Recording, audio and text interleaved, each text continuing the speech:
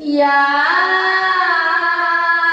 أيها الناس اعبدوا ربكم الذي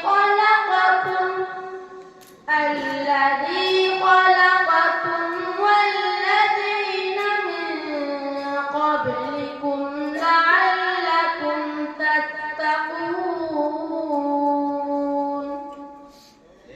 الذي جعل لكم الأرض فراشا والسماء بناء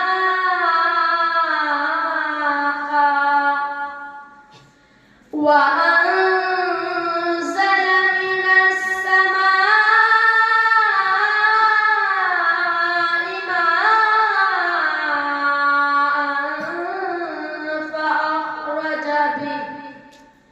فأخرج به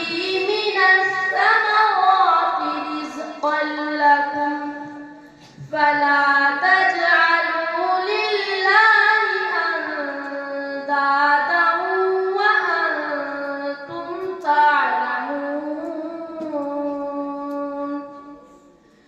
وإن كنتم في ريب مما